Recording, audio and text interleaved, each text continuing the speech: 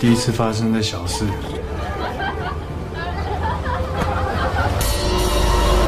Berdasarkan kisah nyata yang pernah terjadi di Taiwan, tepatnya di kota Tainan di tahun 2011. Film kali ini dilatar belakangi dengan kehidupan para siswa di sekolah yang berkebutuhan khusus, di mana tanpa banyak orang tahu, di dalamnya tengah terjadi peristiwa miris dan sangat kelam yang perlu kita bongkar. Dengan menonton keseluruhan filmnya, kita akan merasakan emosi yang membawa kesadaran menuju realita yang bisa saja terjadi di sekitar kita. Sinema Nyonya siap beraksi. Tokoh utama dalam film bernama Cheng Cheng, seorang pelajar bisu tuli yang gak betah berada di sekolah normal dan memutuskan pindah di sekolah khusus di mana dirinya tak lagi dianggap bodoh dan aneh. Di perjalanannya, ia justru kepergok polisi tengah memukuli seorang pria tua. Lantaran jauh dari orang tua, petugas pun lantas menghubungi guru sekolahnya yang bernama Tuan Wang Dajun. Kemunculan guru Wang membuat kedua pihak merasa lega. Dengan antusias, Cheng Cheng memberitahu bahwa dirinya hampir dirampok. Di sisi lain, petugas yakin kalau pria tua yang dianggap korban justru yang menemukan dompetnya. Karena gak terima dituduh memukul, Cheng Cheng pun meyakinkan bahwa Pak Tua lah yang mulai menggigitnya.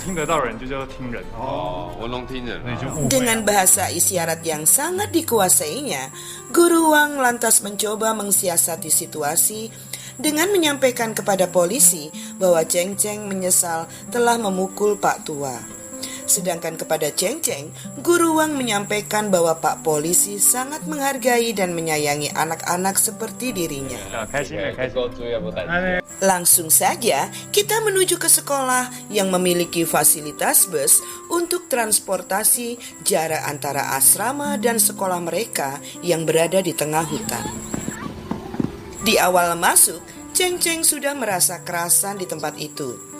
Tak hanya memiliki kondisi yang sama, tapi juga sikap teman-temannya yang membuat Cheng Cheng berasa memiliki keluarga. Dan sejak di pesta itu, ada satu siswi yang mencuri perhatian Cheng Cheng. Anak itu bernama Bei Bei.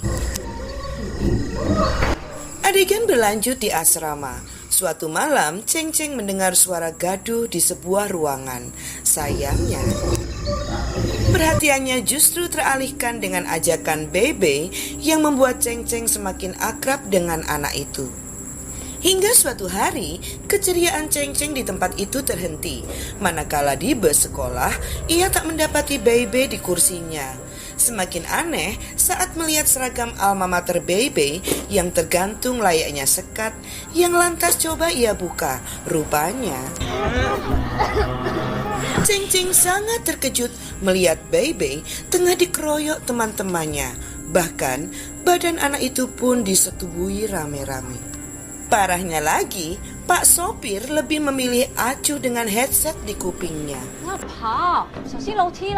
Saking gak kuatnya, Cheng Cheng memilih pulang dan menangis meratapi nasib Bei Bei. Sayangnya perseteruan orang tuanya membuat Cheng Cheng memilih mengaku kerasan di sekolah barunya.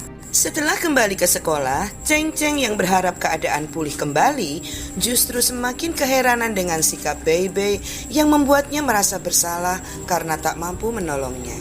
Lebih aneh lagi, seolah gak terjadi apa-apa, gadis itu justru tetap asik bermain dengan teman-teman yang telah menggagahinya. Cheng Cheng yang sudah muak memilih gak gabung bermain.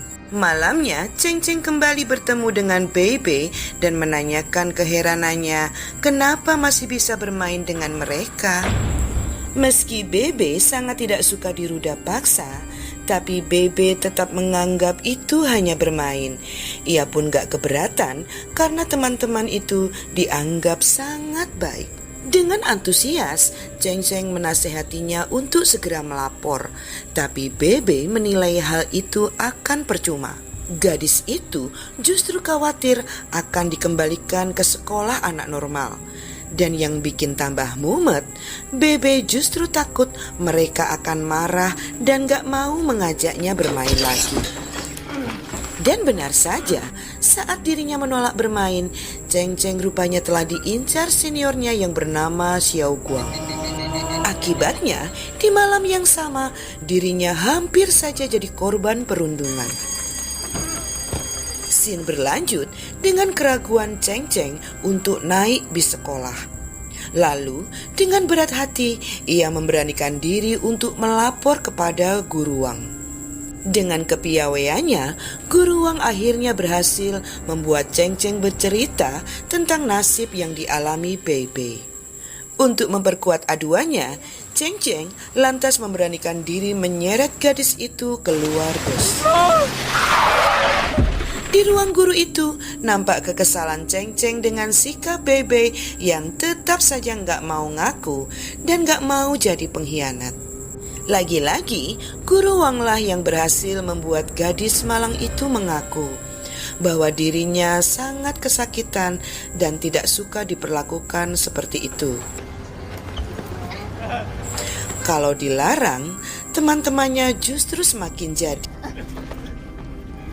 Rupanya, Bebe pun dahulu pernah mengadu lewat surat. Boro-boro mendapat bantuan. Yang ada, guru tersebut hanya menganggapnya bermain.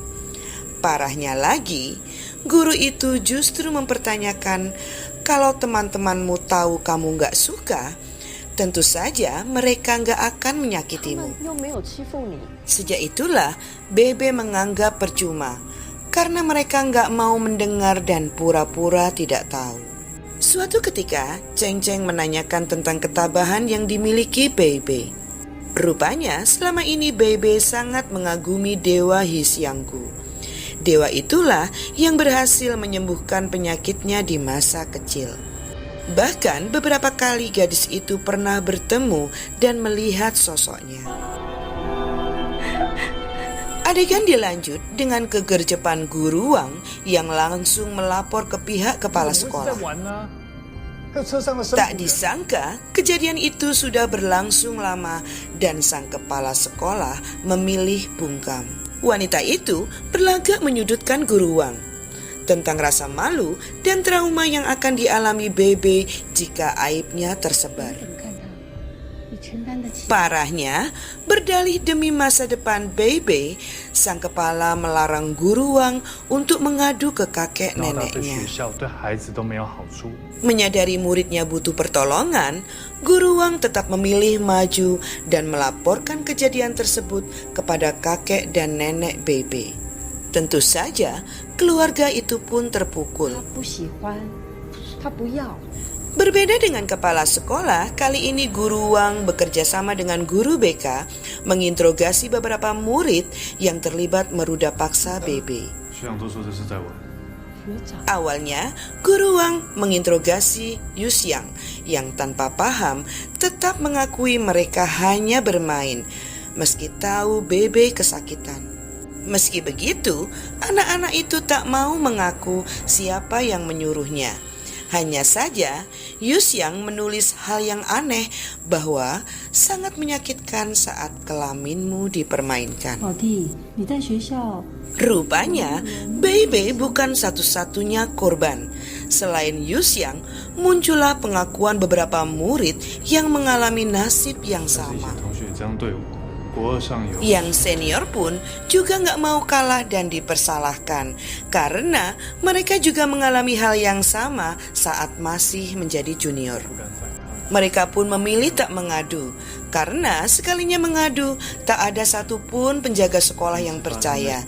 Yang ada, mereka justru kena pukul dan diintimidasi oleh teman-temannya. Sampai akhirnya ketahuan juga biang keroknya yang tak lain adalah Xiao Guang, siswa senior yang mampu memerintah teman-temannya tanpa harus jadi pelaku. Ironisnya, semua itu hanya dilakukan demi kesenangan. Xiao Guang pun mengaku tak ada satu siswa pun yang berani melakukan pelecehan kepadanya. Mbak detektif, Guru Wang jadi lunglai menghitung jumlah korban sekaligus pelaku sebanyak 127 siswa. Kejadian yang luar biasa itu membuat pihak sekolah lantas memanggil Ibu Xiao Guang. Akibatnya, kali ini Cheng Cheng jadi bulan-bulanan temannya yang kesal karena diinterogasi sekolah. Dan yang dikhawatirkan Bebe pun terjadi, bahwa ia disuruh tinggal di rumah dan tak boleh kembali ke sekolah lagi.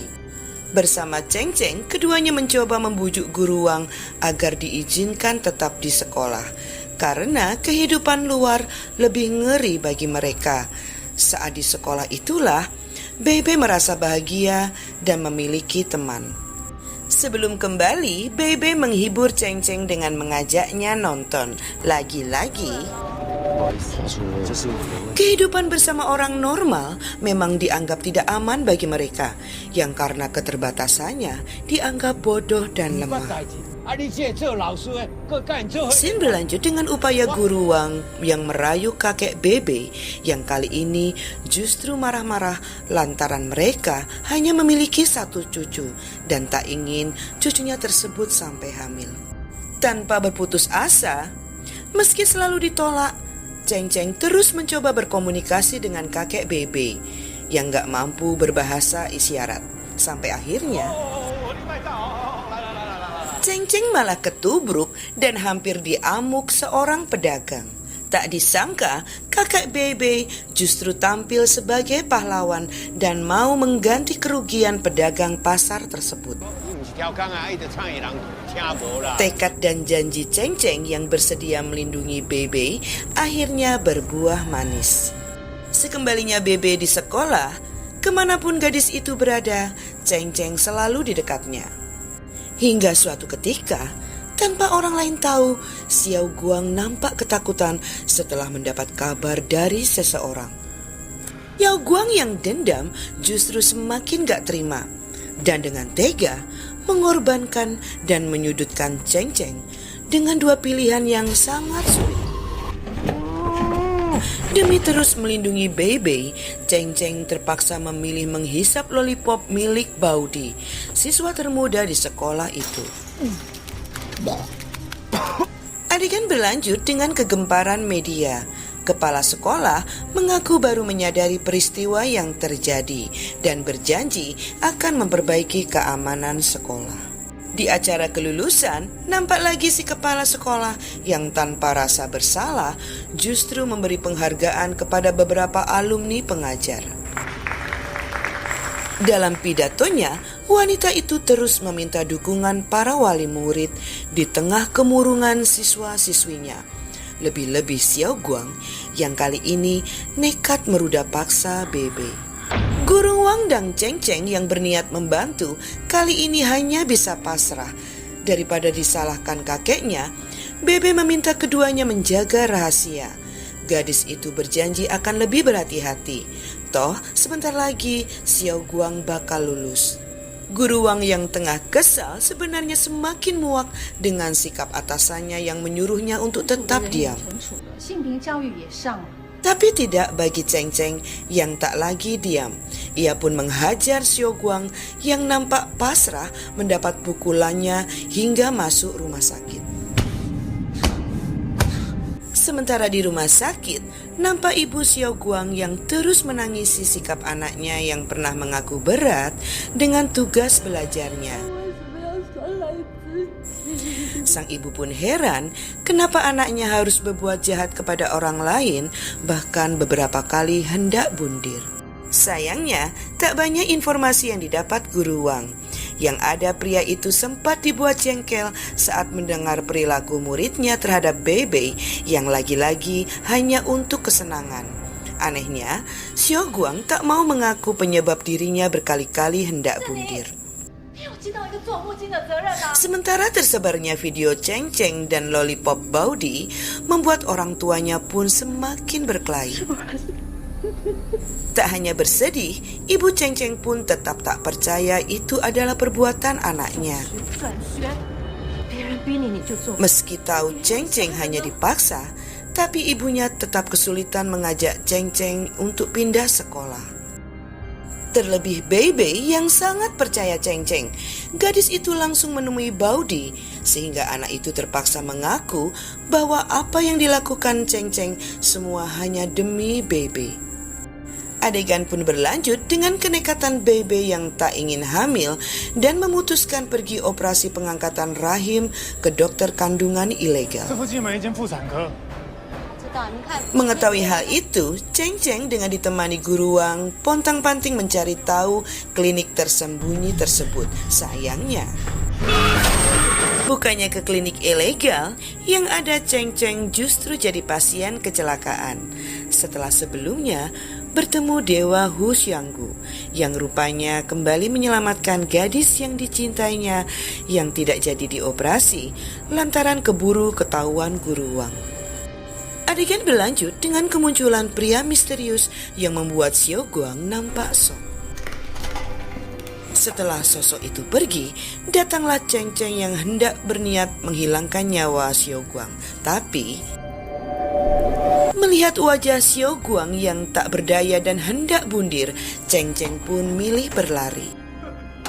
Keesokan harinya, Ceng Ceng dihadang oleh teman dekat Xiao Guang yang dengan terpaksa menyodorkan video yang merekam peristiwa yang selama ini membuat Xiao Guang sengsara. Menyadari begitu rumitnya masalah, Ceng Ceng mau tak mau berbagi info kepada guru Wang.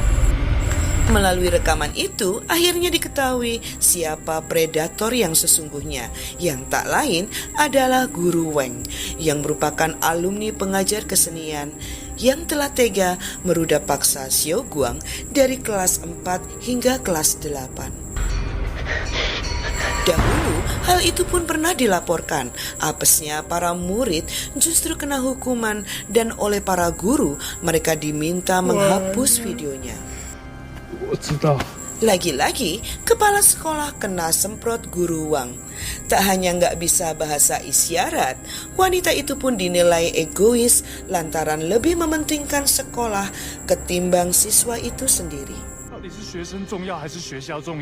Nggak tunggu waktu lama, guru Wang lantas mendekati Xiao Guang yang akhirnya mau bercerita tentang rasa trauma yang selama ini dirasakannya. Meski begitu, dengan hati-hati guru Wang menyadarkannya bahwa nggak semua orang dewasa itu jahat. Tak lama, guru Wang dibuat shock dengan pengakuan Xiao Guang bahwa baru-baru ini guru kesenian itu kembali datang dan melakukan hal yang sama. Hal itulah yang menyebabkan anak itu nekat hendak bundir. Guru Wang pun akhirnya ikut merasakan mengapa murid seperti mereka selalu dianggap bodoh dan dipersalahkan. Tanpa memperdulikan timbulnya beberapa penyimpangan perilaku para murid sebagai akibatnya. Atas kejadian itu, kepala sekolah akhirnya dipecat. Oknum guru yang terlibat pun juga ditangkap. Xiao Guang akhirnya telah berhasil lulus dengan baik. Scene akhir dalam film menampakkan sekolah yang kembali normal dan ceria. Tapi, bagaimana dengan trauma yang dialami si kecil Baudi? Oke sobat, kelar sudah rangkum film kali ini. Semoga sajian kami bisa menghibur dan bermakna bagi kehidupan kita. Bahwasanya setiap manusia bisa saja memiliki trauma. Yang terpenting, bagaimana kedewasaan kita mensikapi trauma itu. Apakah kita berhasil eksis atau malah kita menjadi narsistik? Sinema Nyonya pamit undur diri. Terima kasih untuk semua support sobat. Sukses selalu dan bye-bye.